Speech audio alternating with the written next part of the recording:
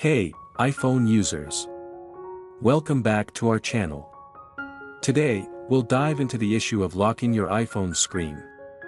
Whether you want to keep your data safe or simply prevent accidental taps, we're here to help. First, automatically lock the screen.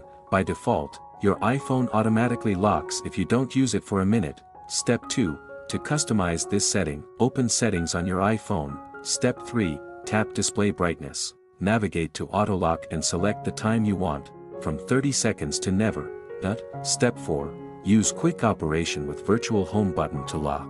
You will select the Virtual Home button on your screen. You must agree with me that you will turn it on to use it.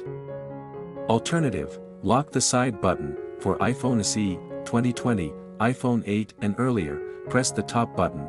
For iPhone 13, iPhone 12, iPhone 11, or iPhone 10 or later, press the side button.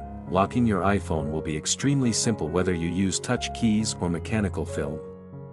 Each operation, although simple, is necessary and safe. Hope you have a suitable locking mode and have reasonable usage time. Thank you for watching and see you in the next videos on our channel.